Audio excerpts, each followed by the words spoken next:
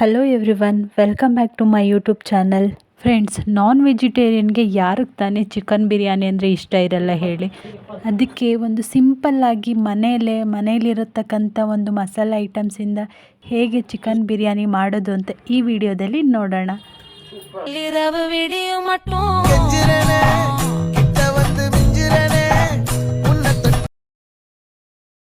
ನಾನಿಲ್ಲಿ 1 kg ಆಗುವಷ್ಟು ಚಿಕನ್ನ ತೊಗೊಂಡಿದ್ದೀನಿ.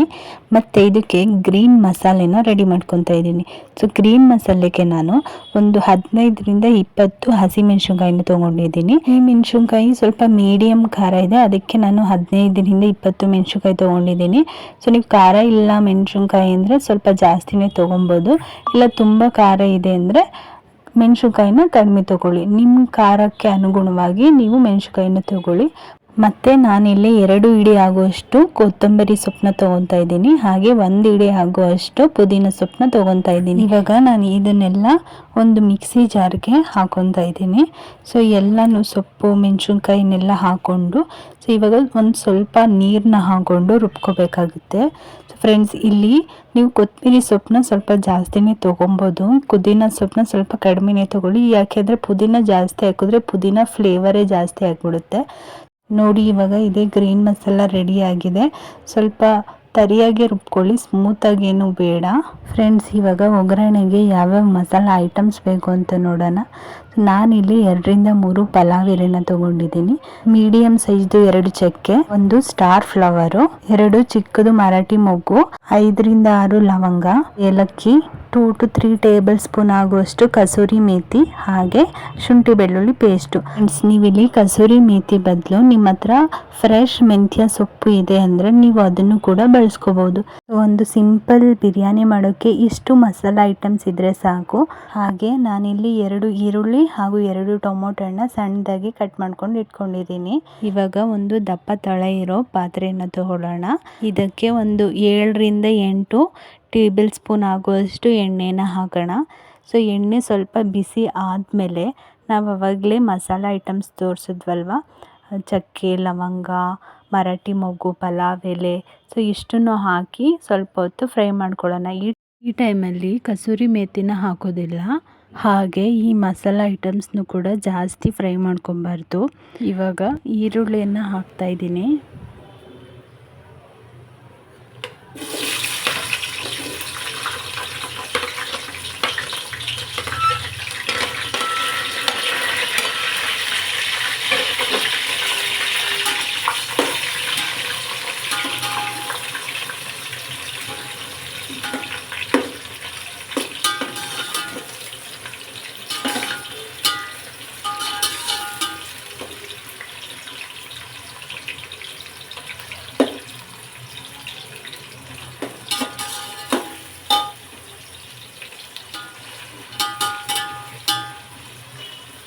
ಇವಾಗ ಈರುಳ್ಳಿ ಸ್ವಲ್ಪ ಬೆಂದಿದೆ. ಈ ಟೈಮಲ್ಲಿ ನಾನು ಶುಂಠಿ ಬೆಳ್ಳುಳ್ಳಿ ಪೇಸ್ಟ್ನ ಇದಕ್ಕೆ ಆ್ಯಡ್ ಮಾಡ್ಕೊತಾ ಇದ್ದೀನಿ. ಸೊ ಇವಾಗ ಎಣ್ಣೆಯಲ್ಲಿ ಶುಂಠಿ ಬೆಳ್ಳುಳ್ಳಿ ಪೇಸ್ಟನ್ನು ಉರಿಯೋದ್ರಿಂದ ಅಥವಾ ಫ್ರೈ ಮಾಡೋದ್ರಿಂದ ಸೊ ಅದು ಫ್ಲೇವರ್ ತುಂಬ ಚೆನ್ನಾಗಿರುತ್ತೆ. ಹಾಗೆ ಶುಂಠಿ ಬೆಳ್ಳುಳ್ಳಿದು ಹಸಿ ವಾಸನೆ ಎಲ್ಲ ಹೋಗುತ್ತೆ, ಬಿರಿಯಾನಿಗೆ ಆ ಫ್ಲೇವರ್ ಚೆನ್ನಾಗಿ ಕೊಡುತ್ತೆ. ಇವಾಗ 4ರಿಂದ 5 ನಿಮಿಷದವರೆಗೂ ಇದನ್ನು ಚೆನ್ನಾಗಿ ಫ್ರೈ ಮಾಡ್ಕೊಬೇಕು. ಇದೊಂದು ಗೋಲ್ಡನ್ ಬ್ರೌನಿಶ್ ಕಲರ್ ಬರೋವರೆಗೂ ಫ್ರೈ ಮಾಡಿಕೊಂಡ್ರೆ ಸಾಕಾಗುತ್ತೆ. ನೋಡಿ, ಇಷ್ಟು ಫ್ರೈ ಆಗಿದ್ದರೆ ಸಾಕು. ಸೊ ನಾನು ಇವಾಗ ಈ ಟೈಮಲ್ಲಿ ಕಸೂರಿ ಮೇಥಿನ ಆ್ಯಡ್ ಮಾಡ್ಕೊತಾ ಇದ್ದೀನಿ. ಸೊ ನೀವು ಕಸೂರಿ ಮೇಥಿ ಅಥವಾ ಮೆಂತ್ಯ ಸೊಪ್ಪನ್ನು ಕೂಡ ಇವಾಗ ಆ್ಯಡ್ ಮಾಡ್ಕೊಬೋದು. ಸೊ ಇದನ್ನ ಸ್ವಲ್ಪ ಚೆನ್ನಾಗಿ ಫ್ರೈ ಮಾಡ್ಕೊಳ್ಳೋಣ. ಇವಾಗ ಒಂದು 2 ಮಿನಿಟ್ಸ್ ಇದು ಚೆನ್ನಾಗಿ ಫ್ರೈ ಆಗಬೇಕು. ಆ ಕಸೂರಿ ಮೆಥಿದು ಸ್ವಲ್ಪ ಕಹಿ ಇರುತ್ತೆ ಅಲ್ವಾ, ಅದೆಲ್ಲ ಕಹಿ ಹೋಗಬೇಕು ಅಂದರೆ ಸೊ ಇವಾಗೆ ಚೆನ್ನಾಗಿ ಫ್ರೈ ಮಾಡ್ಕೋಬೇಕಾಗುತ್ತೆ. ಸೊ ಇದು 2 ಮಿನಿಟ್ಸ್ ಬೆಂದಾದಮೇಲೆ ನಾವು ಮೊದಲೇ ಪ್ರಿಪೇರ್ ಮಾಡ್ಕೊಂಡಿದ್ವಿ ಅಲ್ವಾ ಗ್ರೀನ್ ಮಸಾಲಾನ, ಇವಾಗ ಅದನ್ನು ಆ್ಯಡ್ ಮಾಡೋಣ. ಇವಾಗ ಈ ಮಸಾಲೆದು ಹಸಿ ವಾಸನೆ ಹೋಗೋವರೆಗೂ ನಾವು ಚೆನ್ನಾಗಿ ಫ್ರೈ ಮಾಡ್ಕೋಬೇಕು.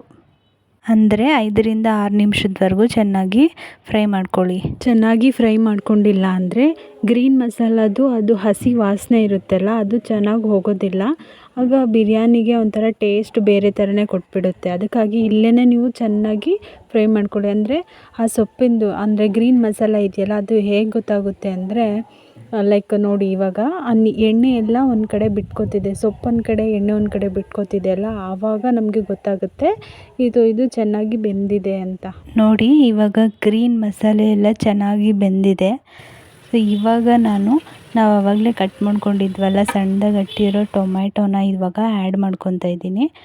ಆ್ಯಡ್ ಮಾಡ್ಕೊಂಡ್ಮೇಲೆ ಟೊಮೆಟೊನೂ ಕೂಡ ಅಷ್ಟೇ ಚೆನ್ನಾಗಿ ಬೇಯಿಸ್ಕೋಬೇಕು. ಟೊಮೆಟೊ ಸ್ವಲ್ಪ ಸಾಫ್ಟ್ ಆಗೋದಕ್ಕೆ ಅಂತ ನೀವು ಒಂದು ಸ್ವಲ್ಪ ಉಪ್ಪು ಹಾಕ್ಕೊಂಡ್ರೂ ಸಾಕಾಗುತ್ತೆ. ಇಲ್ಲಿ ಯಾಕಪ್ಪ ಅಂದರೆ ಉಪ್ಪು ಹಾಕಿದ್ರೆ ಟೊಮೆಟೊ ಇನ್ನೂ ಬೇಗ ಬೇಯುತ್ತೆ, ಹಾಗೆ ಸಾಫ್ಟ್ ಆಗುತ್ತೆ. ಸೊ ಟೊಮೆಟೊನ ಚೆನ್ನಾಗಿ ಬೇಯಿಸ್ಕೋಬೇಕು. ಸೊ ಅದಕ್ಕೆ ನಾನು ಇದು ಪ್ಲೇಟ್ನ ಕ್ಲೋಸ್ ಮಾಡಿ ಒಂದು 5 ಮಿನಿಟ್ಸ್ ಅಷ್ಟು ಬಿಡ್ತಾ ಇದ್ದೀನಿ. ಇವಾಗ ನಾನಿಲ್ಲಿ 1 kg ಆಗುವಷ್ಟು ಚಿಕನ್ನ ತೊಗೊಂಡಿರೋದ್ರಿಂದ ನಾನು 1 kg ಆಗುವಷ್ಟು ಅಕ್ಕಿಯನ್ನು ತೊಗೊತಾ ಇದ್ದೀನಿ. ಸೊ ಮೊದಲಿಗೆ ಅಕ್ಕಿನೆಲ್ಲ ಫಸ್ಟೇ ನೀಟಾಗಿ ತೊಳ್ಕೊಂಡು ಅದನ್ನು ನೀರಲ್ಲಿ ನೆನೆಸಿಟ್ರೆ ಆಗುತ್ತೆ. ನೋಡಿ ಈಗ ಆಲ್ರೆಡಿ ಈ ಮಸಾಲೆದೆಲ್ಲ ಹಾಕಿರೋದು ಟೊಮೆಟೊ ಎಲ್ಲ ಬೆಂದಿದೆ. ಇವಾಗ ನಾನು ಗರಂ ಮಸಾಲಾನ ಸ್ವಲ್ಪ ಹಾಕ್ತಾಯಿದ್ದೀನಿ. ಸೊ ಗರಂ ಮಸಾಲ ಹಾಕಿ ಸ್ವಲ್ಪ ಫ್ರೈ ಮಾಡಾದಮೇಲೆ ನಾನಿಲ್ಲಿ 1 ಸ್ಪೂನ್ ಆಗೋಷ್ಟು ತುಪ್ಪನ ಹಾಕಿ ಫ್ರೈ ಮಾಡ್ಕೊತಾ ಇದ್ದೀನಿ. ತುಪ್ಪ ಇದು ಆಪ್ಷನಲ್ಲು, ನಿಮ್ಗೆ ಬೇಕು ಅಂದರೆ ಹಾಕ್ಕೊಳ್ಳಿ, ಇಲ್ಲಾಂದರೆ ಬೇಡ. ಮತ್ತು ನಾನು ಆವಾಗಲೇ ತೊಳೆದು ಇಟ್ಕೊಂಡಿದ್ನಲ್ಲ 1 kg ಆಗೋಷ್ಟು ಚಿಕನ್ನ ಇವಾಗ ಸೇರಿಸ್ಕೊತಾ ಇದ್ದೀನಿ. ಫ್ರೆಂಡ್ಸ್, ಈ ಚಿಕನ್ನ ಇಲ್ಲೇ ಚೆನ್ನಾಗಿ ಫ್ರೈ ಮಾಡ್ಕೋಬೇಕು. ಅಂದರೆ 10ರಿಂದ 15 ನಿಮಿಷದವರೆಗೂ ಒಂದು ಮೀಡಿಯಮ್ ಫ್ಲೇಮ್ನಲ್ಲಿ ತುಂಬ ಚೆನ್ನಾಗಿ ಫ್ರೈ ಮಾಡ್ಕೋಬೇಕು. ಹಾಗೆ ಇದಕ್ಕೆ ಚಿಕನ್ ಬೇಯೋಕ್ಕೆ ಎಷ್ಟು ಉಪ್ಪು ಬೇಕೋ ಅಷ್ಟು ಉಪ್ಪನ್ನು ಹಾಕಿ ಚೆನ್ನಾಗಿ ಬೇಯಿಸ್ಕೋಬೇಕಾಗುತ್ತೆ. ಯಾಕೆ ಬೇಯಿಸ್ಕೋಬೇಕು ಅಂದರೆ ನಮ್ಗೆ ಆಲ್ರೆಡಿ ಗೊತ್ತಿದೆ ಅಲ್ವಾ, ಬಿರಿಯಾನಿಲಿ ಕೆಲವೊಂದು ಬಿರಿಯಾನಿ ತಿಂದಾಗ ಬಿರಿಯಾನಿಲ ಟೇಸ್ಟ್ ಚೆನ್ನಾಗಿರುತ್ತೆ, ಬಟ್ ಚಿಕನಲ್ಲಿ ಸಾಲ್ಟ್ ಕಮ್ಮಿ ಇರುತ್ತೆ. ಅದಕ್ಕೆ ಉಪ್ಪು ಖಾರ ಹುಳಿ ಎಂಥದ್ದು ಇರಲ್ಲ. ಆವಾಗ ಪೀಸ್ನ ತಿನ್ನೋಕ್ಕೆ ಇಂಟ್ರೆಸ್ಟೇ ಬರಲ್ಲ ಅಲ್ವಾ, ಸೈಡಲ್ಲಿ ಇಟ್ಬಿಡ್ತೀವಿ. ಸೊ ಅದಕ್ಕೆ ಇದೇ ಟೈಮಲ್ಲಿ ಚಿಕನ್ನ ಚೆನ್ನಾಗಿ ಫ್ರೈ ಮಾಡಿಕೊಂಡ್ರೆ ಒಂದು 10ರಿಂದ 15 ನಿಮಿಷ ಬಿರಿಯಾನಿಲೂ ಕೂಡ ಪೀಸು ತುಂಬ ಚೆನ್ನಾಗಿರುತ್ತೆ. ಅದಕ್ಕೆ ಚಿಕನ್ನ ತುಂಬ ಚೆನ್ನಾಗಿ ಇದೇ ಟೈಮಲ್ಲಿ ಬೇಯಿಸ್ಕೋಬೇಕು. ನೋಡಿ ಇವಾಗ ನಾನು ಒಂದು 15 ನಿಮಿಷ ಆಗುವಷ್ಟು ಚಿಕನ್ನ ಫ್ರೈ ಮಾಡ್ಕೊಂಡಾಗಿದೆ. ಇವಾಗ ನಾನು 1.5 ಸ್ಪೂನ್ ಆಗೋಷ್ಟು ನಿಂಬೆ ಹುಳಿನ ಹಾಕ್ತಾಯಿದ್ದೀನಿ. ಇದರಿಂದ ಚಿಕನ್ಗೆ ಇನ್ನೂ ಸ್ವಲ್ಪ ಹುಳಿ, ಉಪ್ಪು, ಖಾರ ಎಲ್ಲ ಚೆನ್ನಾಗಿ ಸಿಗುತ್ತೆ. ಸೊ ನೋಡಿ ಚಿಕನ್ ಇಲ್ಲಿ ಆಲ್ರೆಡಿ ಒಂದು 90% ಅಷ್ಟು ಸಾಫ್ಟಾಗಿ ಬೆಂದೋಗಿದೆ. ಇವಾಗ ನಾವು ಇದಕ್ಕೆ ನೀರನ್ನು ಸೇರಿಸ್ಕೊಳ್ಳೋಣ. ನಾವು ಆಲ್ರೆಡಿ 1 kg ಆಗೋಷ್ಟು ಅಕ್ಕಿನ ತೊಗೊಂಡಿದ್ವಲ್ಲ, ಇವಾಗ ನಾವು ಒಂದು 8ರಿಂದ 9 ಲೋಟ ಆಗುವಷ್ಟು ನೀರನ್ನು ಹಾಕ್ಕೊಳ್ಳೋಣ.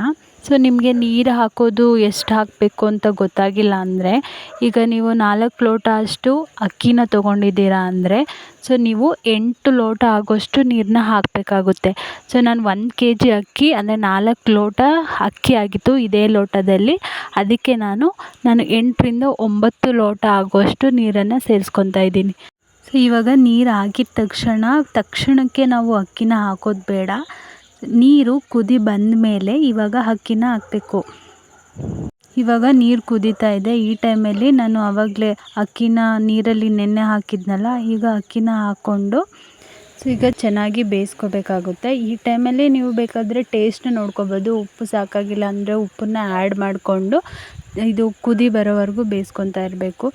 ಎಲ್ಲಿವರೆಗೂ ಬೇಯಿಸ್ಕೊತಾ ಇರಬೇಕು ಅಂದರೆ ನೀರೆಲ್ಲ ಪೂರ್ತಿ ಸುಂಡೋಗಬೇಕು. ಅಂದರೆ ಮುಳ್ಳಕ್ಕಿ ಅನ್ನ ಆಗುತ್ತೆ ಗೊತ್ತಿದೆ ಅಲ್ವಾ, ಮುಳ್ಳಕ್ಕಿ ಅನ್ನ ಆಗೋವರೆಗೂ ನಾವು ಬೇಯಿಸ್ಕೊತಾನೆ ಇರಬೇಕು, ತಿರುಗಿಸ್ಕೊತಾನೆ ಇರಬೇಕು. ಇಲ್ಲಾಂದರೆ ಅದು ತಳ ಹಿಡಿಯೋ ಚಾನ್ಸಸ್ ಇರುತ್ತೆ. ಅದಕ್ಕೆ ಮೀಡಿಯಮ್ ಫ್ಲೇಮಲ್ಲಿ ಬೇಯಿಸ್ಕೊಳ್ಳಿ. ನೋಡಿ ಇವಾಗ ಒಂದು ಆಲ್ಮೋಸ್ಟ್ 80% ಅಷ್ಟು ನೀರೆಲ್ಲ ಸುಂಡಿದೆ. ಹಾಗೆ ಮುಳ್ಳಕ್ಕಿ ಅನ್ನ ಥರನೂ ಇದೆ ಅಲ್ವಾ. ಇವಾಗ ನಾನು ಇದನ್ನೆಲ್ಲ ಅನ್ನನೆಲ್ಲ ಒಂದು ಸಮ ಥರ ಮಾಡಿ ಇದಕ್ಕೆ ನಾನು 1 ಸ್ಪೂನ್ ಆಗುವಷ್ಟು ತುಪ್ಪನ ಹಾಕಿ ಇದ್ರ ಮೇಲೆ ಪ್ಲೇಟ್ನ ಮುಚ್ಚುತ್ತಾ ಇದ್ದೀನಿ. ಸೊ ಇದು ಇವಾಗ ಬಿರಿಯಾನಿ ನಮಗೆ 80% ಅಷ್ಟು ಆಗಿದೆ. ಈಗ ನಾನು ಒಂದು ತವನ ಸ್ಟವ್ ಮೇಲೆ ಇಡ್ತಾ ಇದ್ದೀನಿ. ಹಾಗೆ ಬಿರಿಯಾನಿ ಪಾತ್ರೆನ ಆ ತವದ ಮೇಲೆ ಇಟ್ಟು ಒಂದು ಮೀಡಿಯಮ್ ಫ್ಲೇಮಲ್ಲಿ ಒಂದು 10 ನಿಮಿಷ ಆಗೋವರೆಗೂ ಬೇಯಿಸ್ಕೋಬೇಕು. ಹಾಗೆ ನೀವು ಮೇಲ್ಗಡೆ ಪಾತ್ರೆ ಮೇಲೆ ಯಾವುದಾದ್ರು ಒಂದು ಭಾರ ಇರೋಂಥ ವಸ್ತು ಇಡ್ಬೋದು. ಇಲ್ಲಿ ನಾನು ಒಂದು ಪಾತ್ರೆಯಲ್ಲಿ ನೀರು ತುಂಬಿ ಭಾರ ಆಗೋ ಹಾಗೆ ಇಟ್ಟಿದ್ದೀನಿ. 10 ನಿಮಿಷ ಆದಮೇಲೆ ಬಿರಿಯಾನಿ ಚೆನ್ನಾಗಿ ಬೆಂದಿರುತ್ತೆ, ನೀವು ನೋಡ್ಬೋದು. 10 ನಿಮಿಷ ಆದಮೇಲೆ ನಾನು ತೆಗಿತಾ ಇದ್ದೀನಿ. ಅನ್ನ ಎಲ್ಲ ಚೆನ್ನಾಗಿ ಬೆಂದಿದೆ, ಯಾವುದೇ ರೀತಿ ಮುಳ್ಳಕ್ಕಿ ಇಲ್ಲ. ಪೀಸ್ ಕೂಡ ಚೆನ್ನಾಗಿ ಬೆಂದಿದೆ. ನೋಡಿ ಫ್ರೆಂಡ್ಸ್, ಸಿಂಪಲ್ ಆಗಿರೋ ಚಿಕನ್ ಬಿರಿಯಾನಿ ರೆಡಿ ಆಗಿದೆ. ಎಷ್ಟು ಈಸಿಯಾಗಿ ಮನೇಲೇ ಇರೋವಂಥ ಮಸಾಲೆ ಐಟಮ್ಸಿಂದ ಎಷ್ಟು ಚೆನ್ನಾಗಿ ಮಾಡ್ಕೋಬೋದಲ್ವ. ನೀವು ಒಂದ್ಸರಿ ಟ್ರೈ ಮಾಡಿ. ಸೊ ನಾನು ಮಾಡಿರ್ತಕ್ಕಂಥ ಈ ಚಿಕನ್ ಬಿರಿಯಾನಿನ ನನ್ನ ದೊಡ್ಡಮ್ಮಗೆ ಕೊಟ್ಟು ಟೇಸ್ಟ್ ಮಾಡೋಕ್ಕೆ ಹೇಳ್ತಾ ಇದ್ದೀನಿ. ನೋಡೋಣ ಅವರು ಟೇಸ್ಟ್ ಮಾಡಿ ಹೇಗಿದೆ ಅಂತ ಹೇಳ್ತಾರೆ.